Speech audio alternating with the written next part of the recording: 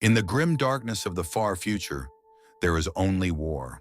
But before you can truly appreciate the endless battlefields, the desperate last stands, and the cosmic horror that permeates every corner of the galaxy, you need to understand the foundations upon which this universe is built.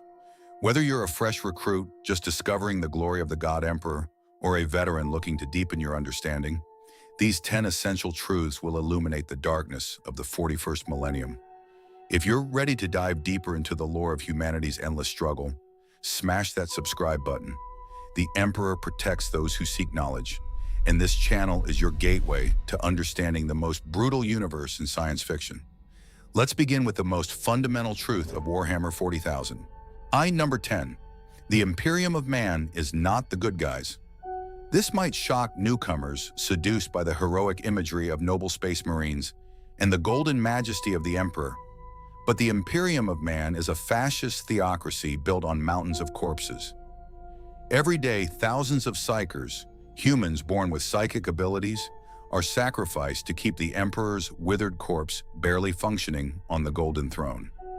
The Administratum, the Imperium's bureaucracy, is so bloated and inefficient that entire planets can be lost in paperwork for centuries. Dissent is met with immediate execution. Innovation is deemed heresy. The average imperial citizen lives in squalor, working themselves to death in factory hives that blot out the sun, knowing nothing beyond their designated labor and prayer to a god emperor they'll never see. The Imperium practices exterminatus, the complete annihilation of entire worlds, when they're deemed too corrupted or dangerous to save. Billions die in orbital bombardment, their screams silenced in the void, all to prevent the spread of chaos or Xenos influence. The Inquisition operates with absolute authority, burning the innocent alongside the guilty if there's even a whisper of heresy. Yet here's the brutal truth that makes Warhammer 40K so compelling. The Imperium has to be this monstrous to survive. In a galaxy where literal demons pour from hell dimensions, where alien horrors devour entire star systems, and where thinking the wrong thought can damn your soul for eternity, the Imperium's cruelty is the price of humanity's continued existence. They are the worst possible regime, except for all the alternatives that would see humanity extinct within a generation. Number 9. The Emperor has been dead, sort of, for 10,000 years.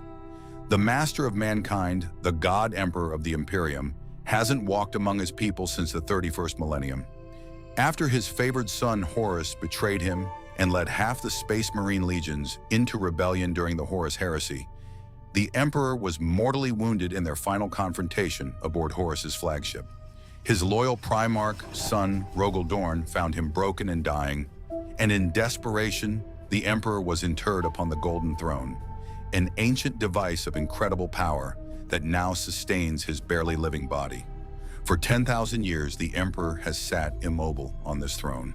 His psychic might is so vast that even in this death-like state, he serves as the Astronomicon, a psychic beacon that allows humanity's ships to navigate the warp.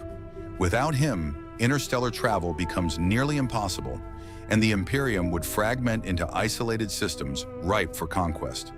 But maintaining the Emperor requires horrific sacrifice. Approximately 1,000 psychers are consumed daily, their life force drained to keep the Imperial machine functioning. The tragic irony? The Emperor rejected godhood, fought to free humanity from superstition. He wanted a secular Imperium guided by reason and science. Now he's worshipped as a god by quadrillions, the center of the most oppressive religion imaginable. Whether he's truly aware on some level, whether he can influence events through his psychic presence, or whether he's simply a corpse sustained by faith and technology, these questions haunt the setting. Recent lore suggests his power is growing, that perhaps faith has made him into something divine. But at what cost to his original vision? Number 8. There are no alien allies, only temporary enemies.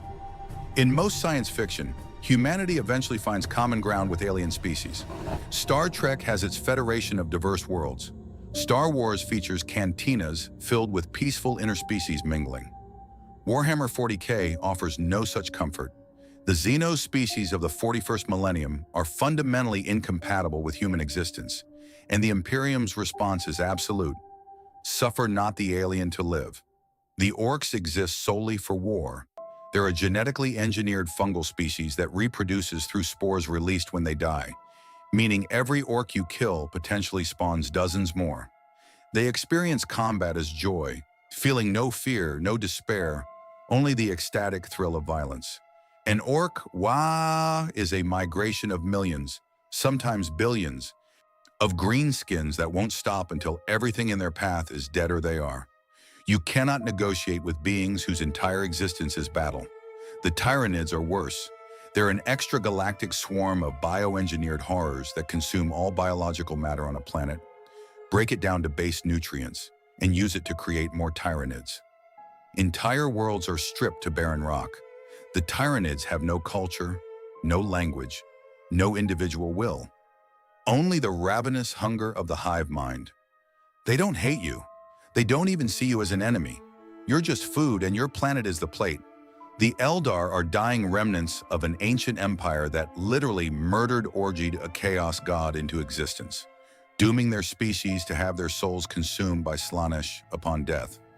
They view humans as barbaric Monkeg, barely sentient primates, and will sacrifice millions of human lives without hesitation if it saves a single Elder craft world. The Tau preach their greater good, but it's cultural imperialism backed by sterilization programs and mind control. The Necrons are soulless machines awakening from millions of years of slumber to reclaim a galaxy they believe is rightfully theirs. In this universe, the only good Xenos is a dead Xenos, not because the Imperium is uniquely cruel, but because genuine coexistence is impossible when every alien species represents an existential threat. Number 7. Chaos is a reflection of reality, not an invasion from outside it.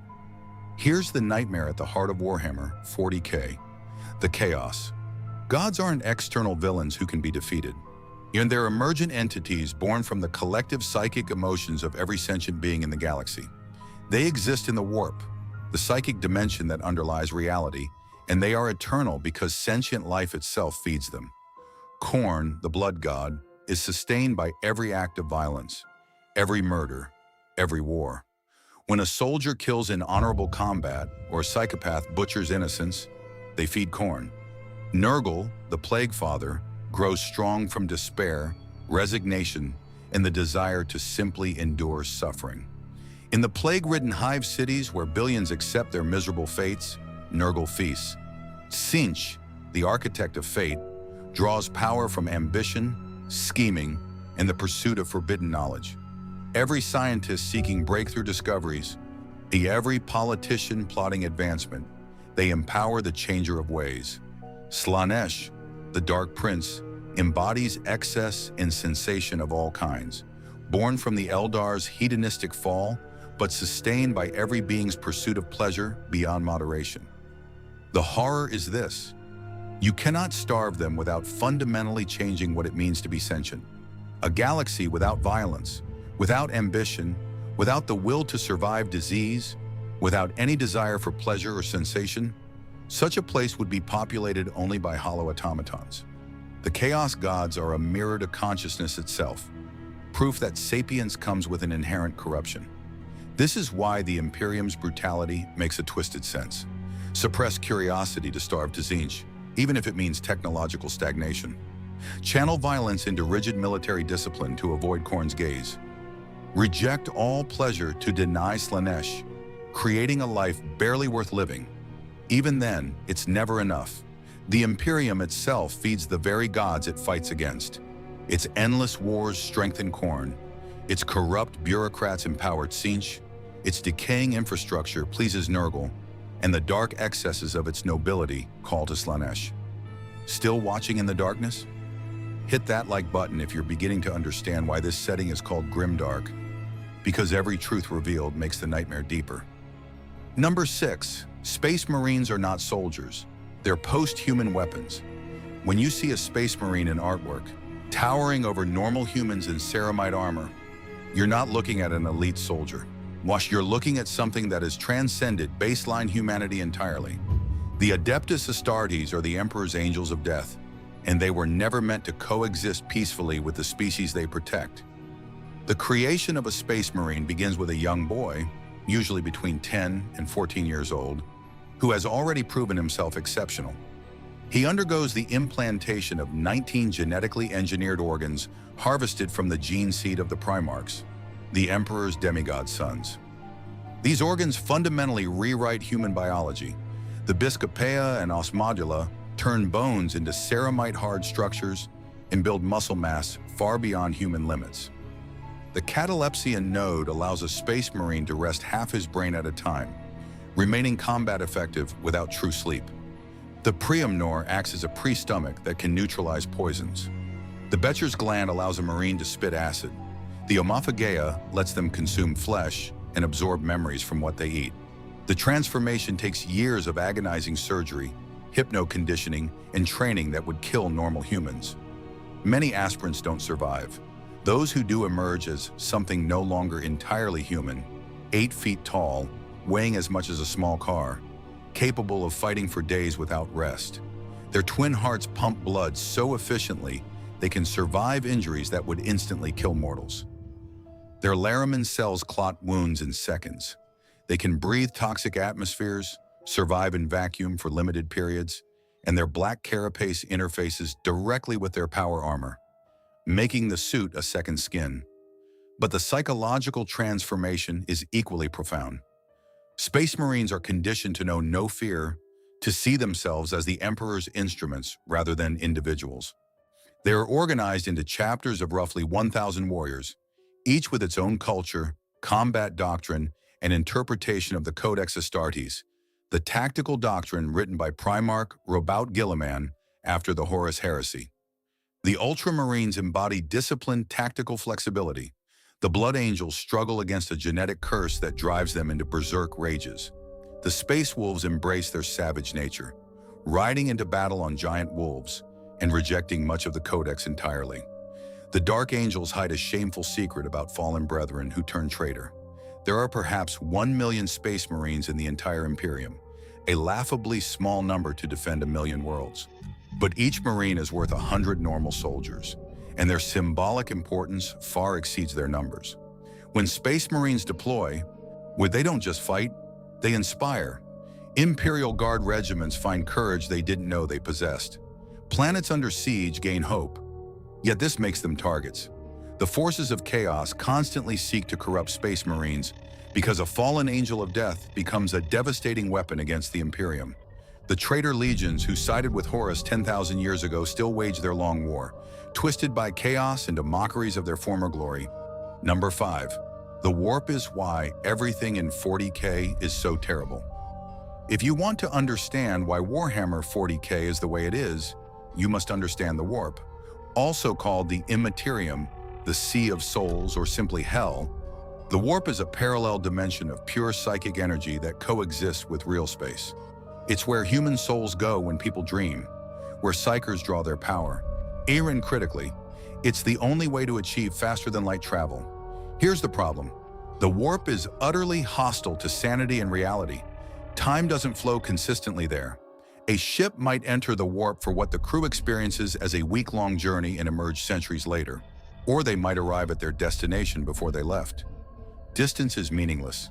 Physics is a suggestion, and the warp is populated by demons, sentient manifestations of emotion and thought that hunger for mortal souls.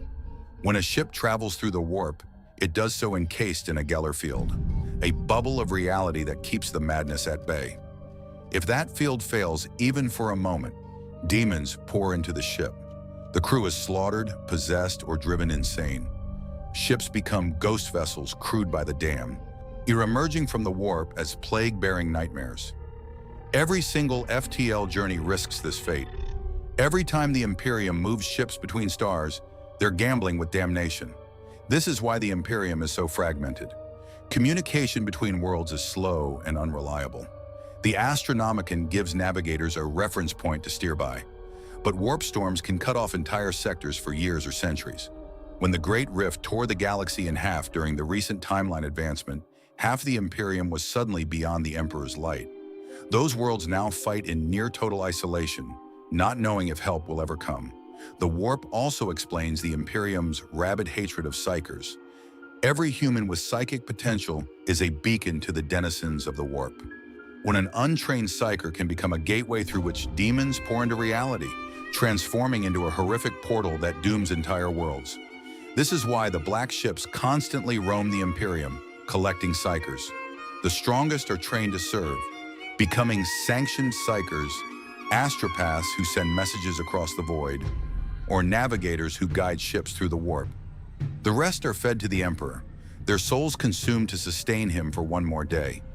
Billions upon billions, an endless harvest of the psychically gifted, all to keep humanity's fragile interstellar civilization from collapsing.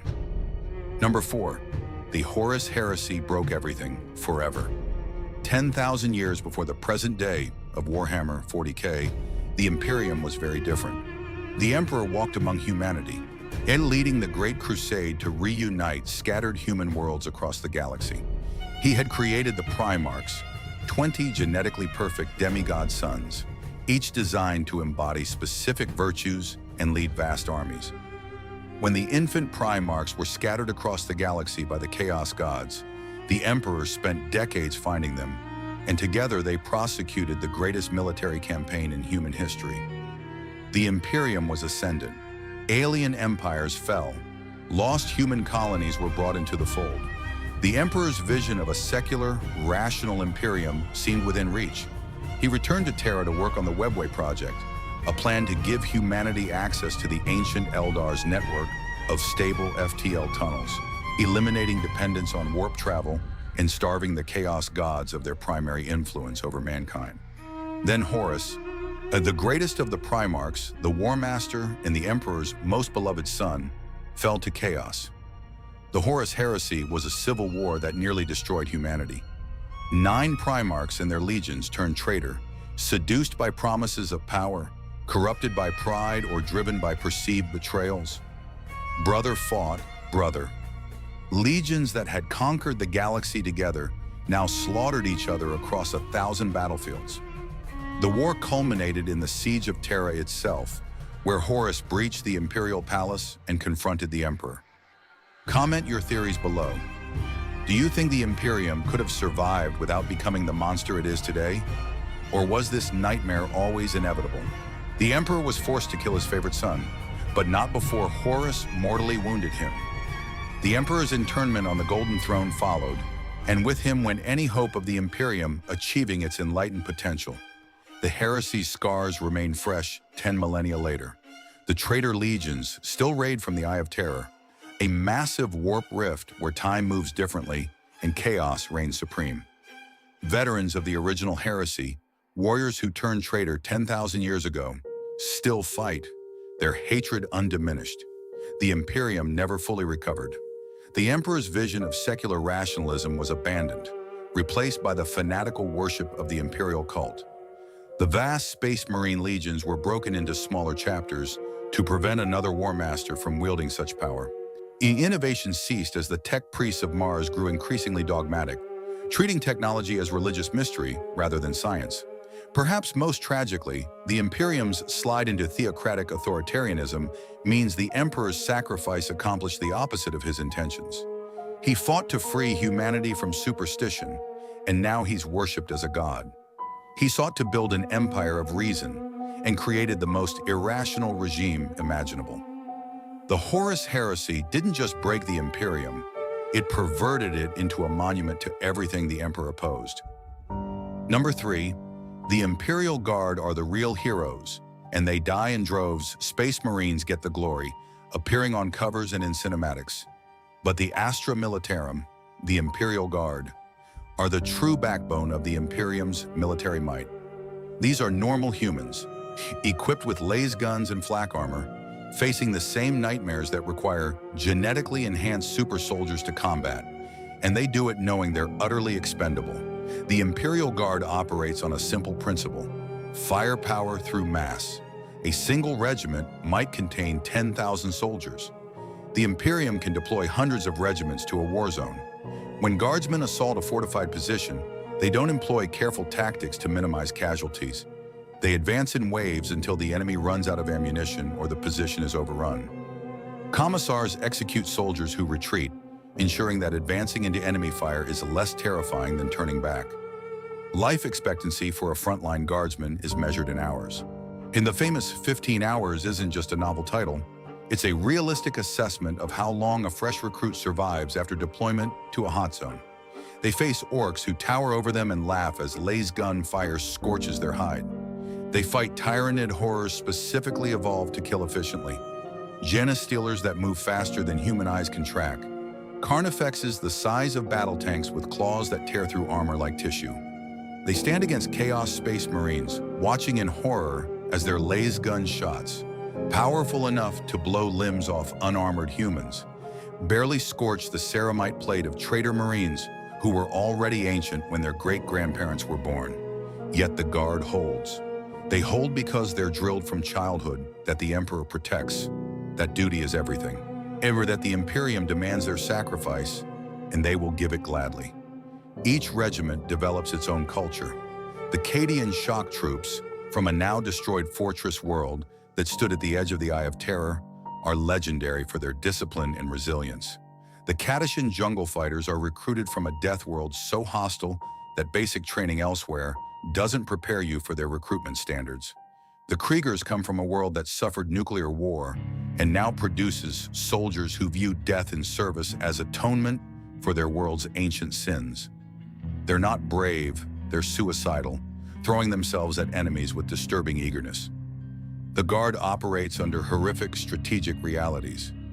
Regiments are intentionally recruited from single worlds, then deployed far from home. This prevents rebellion. A regiment can't liberate their homeworld if they're on the other side of the galaxy. Once deployed, Guardsmen never go home. They fight until the war is won, then they're shipped to the next war zone, then the next, until eventually they die. If by some miracle a Guardsman survives long enough to be too old for frontline service, they're retired to garrison duty on the world where they happen to be stationed, never seeing home again. Supply lines are nightmares spanning light years. A regiment might requisition new boots and receive them 3 years later, long after everyone who submitted the request is dead.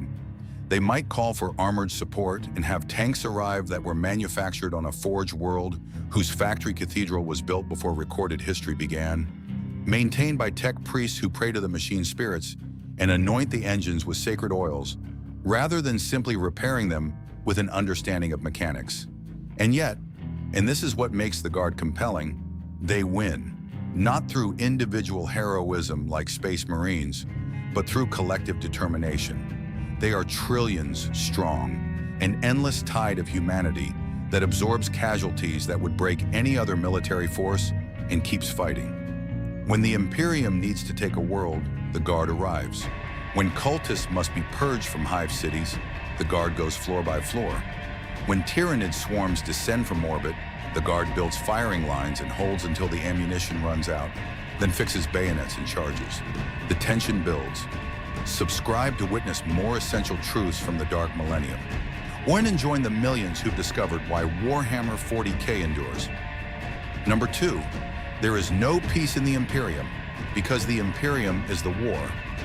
One of the most fundamental misconceptions newcomers have is thinking of Warhammer 40K's conflicts as wars that might someday end. The setting's tagline declares, "In the grim darkness of the far future, there is only war." And this isn't hyperbole. It's the literal foundation of the Imperium's existence. The Imperium contains roughly 1 million worlds, and at any given moment, thousands are at war. Not skirmishes or border conflicts, total war, planetary invasions, hive city uprisings, chaos incursions, orc invasions, genestealer cult insurrections, Necron tomb worlds awakening beneath colonized planets. The scale is incomprehensible.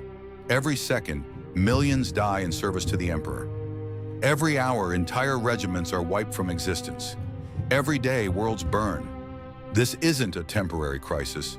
This is the default state of existence. The Imperium's entire economy, culture, and social structure are built around eternal war. Forge worlds produce nothing but weapons. Hive worlds exist primarily to provide bodies for the Imperial Guard's meat grinder. The agricultural worlds are taxed until their populations starve so that guard regiments elsewhere can eat. The administratum's primary function is managing logistics for wars that started before the clerks processing the requisition forms were born and will continue long after their grandchildren are dead. Peace, when it occurs, is viewed with suspicion. A planet that hasn't faced invasion in a century becomes soft, decadent. The Imperium deliberately engineers conflict to keep its populations hard, to maintain the industrial base that produces tanks and ammunition, to give its priesthood victims to burn in the Emperor's name. The Imperial Creed teaches that suffering is holy, that hardship brings you closer to the Emperor, that your misery has meaning in the cosmic struggle against darkness. However, and here's the truly horrific part. They're right. Without constant war, the Imperium would collapse. The moment humanity lets its guard down, the orcs exploit the weakness. The moment military production slows, Tyranid hive fleets find easier prey. The moment faith wavers, chaos cults metastasize in the shadows. The Imperium is locked in a forever war against extinction, and the only thing more terrible than continuing the fight is surrendering to what comes after. The culture of the Imperium reflects this. There are no retirement plans because there is no retirement. You serve until you die. There are no safe civilian careers because civilian infrastructure is just military infrastructure waiting to be conscripted. The difference between a factory worker and a soldier is simply which war they're assigned to, the war of production or the war of bullets. Children are taught the Imperial Creed from birth, learning to pray before they learn to read, understanding that their lives belong to the Emperor and will likely end violently before they reach middle age. This is why the Imperium feels authentic in a way many fictional dystopias don't. It's not evil for evil's sake. Every horrific policy has a practical justification. Execute the weak because weakness invites chaos corruption. Suppress knowledge because forbidden lore summons demons. Destroy innovation because unsanctioned technology might be Xenos tainted or AI corrupted. Burn heretics because a single corrupted soul can doom billions. The Imperium has been fighting for 10,000 years, and every mercy it once offered has been weaponized against it. What remains is a civilization that is calcified into eternal war because the alternative is extinction. Number 1, the Imperium is already losing, and everyone knows it. Here's the final, most essential truth. The Imperium is not winning. It's not even holding the line. It's slowly, inexorably losing ground, and has been for millennia. The Cicatrix Maledictum, the Great Rift, now tears the galaxy in half, a massive warp storm that has cut off entire sectors from the light of the Astronomicon. Hundreds of worlds are isolated in what's called the Imperium Nihilus, the Dark Imperium, fighting desperately without reinforcement or hope of rescue. Primaris Space Marines, a new generation of enhanced Astartes, have been deployed across the Imperium. But they're a band-aid on a hemorrhage. Robot Guilliman has returned, the only loyal Primarch to walk the Imperium in 10,000 years. And even he, a demigod who once helped conquer the galaxy, looks upon what his father's empire has become and despairs. The numbers don't lie. Hive fleets approaching from the galactic edge grow larger with each incursion. Necrons awaken in ever greater numbers, reclaiming tomb worlds across the galaxy. Chaos has never been stronger. The Great Rift itself is a monument to the Chaos God's growing power. Orc empires consolidate under powerful warlords, threatening crusades of apocalyptic scale. The Tau expand their sphere, quietly converting imperial worlds with promises of the greater good. And humanity? Humanity is stagnant. The Imperium hasn't invented meaningful new technology in millennia. Its ships are 10,000-year-old relics maintained by tech priests who don't understand what they're repairing. Its weapons are patterns designed during the Great Crusade, copied endlessly but never improved. Knowledge is being lost faster than it can be preserved. The standard template construct databases that once held humanity's scientific achievements are nearly all destroyed. Their fragments treated as holy relics rather than blueprints to be understood and built upon. The imperial population grows, yes, but so does the scale of threats. For every billion new citizens born into hive world squalor, 1 billion more die to alien invasion, chaos, corruption, or simple administrative neglect. Entire subsectors are lost to clerical error. Their distress calls filed incorrectly and forgotten, until decades later someone discovers a note about a planetary governor requesting aid for a Tyranid invasion that consumed the system years ago. Morale is a weapon the Imperium wields carefully. The average citizen knows nothing of the galaxy's true state. They're told the Emperor protects, that humanity is ascendant, that their suffering has meaning. The truth, that the Imperium is a failing state grinding toward inevitable collapse, is restricted to the highest levels of command. The Inquisition executes anyone who spreads defeatist rhetoric, because if the quadrillions of Imperial citizens truly understood how close they are to annihilation, the resulting despair would birth new chaos gods from the screaming of their souls. Yet even in this darkest truth, there's something compelling. The Imperium fights anyway. Guardsmen fix bayonets knowing the charge is hopeless. Space Marines deploy to war zones that cannot be won, only delayed. Inquisitors hunt corruption, knowing that for every cult they burn, 10 more fester in the darkness. They fight because the alternative is surrender, and surrender means extinction. These 10 truths form the foundation of Warhammer 40,000's enduring appeal. It's a setting that rejects easy answers and comfortable resolutions. There are no good guys coming to save the day. There's no diplomatic solution waiting to be discovered. There's no secret weapon that will turn the tide. There's only the grinding, endless struggle of countless beings fighting for survival in a universe that wants them dead. The Imperium of Man is a monument to humanity's capacity for both endurance and horror. It survives not because it's virtuous, but because it's willing to pay prices that no sane civilization would accept. Every day, the Imperium sacrifices more lives than most civilizations contain, and every day it endures another sunrise. This is why fans keep returning to the 41st millennium. It's a setting that doesn't flinch from depicting the consequences of eternal war. It shows us heroes and monsters, sometimes wearing the same armor. It presents moral complexity not through ambiguous choices, but through impossible ones, where every option leads to damnation, and the only question is which path damns the fewest souls. Whether you're drawn to the noble sacrifice of the Imperial Guard, the posthuman majesty of the Space Marines, the seductive promises of chaos, or the alien menace of the Xenos races, Warhammer 40K offers stories of desperate valor against insurmountable odds. It's a universe where hope is the cruelest joke, and yet humanity clings to it anyway, because the alternative is the void. The Emperor protects, but protection comes at a price measured in billions of lives, and the bill comes due every single day. In Welcome to the 41st Millennium, there is only war, and now you understand why. If you've made it this far, you're ready to dive deeper into the endless conflicts and tragic heroes of this universe. Subscribe for more lore, more stories, and more glimpses into the grim darkness of the far future. The galaxy burns, and there are countless tales yet to tell. The Emperor protects. More stories await. Thank you for watching this episode of 40K Galaxy. If you want more grimdark tales, epic battles, and terrifying adventures from the Warhammer 40K universe, subscribe to the channel, turn on the notification bell, and share with your fellow warriors. Remember, in the galaxy of endless war, vigilance is key, and the Emperor protects. Until next time, keep your bolters ready and your faith unbroken.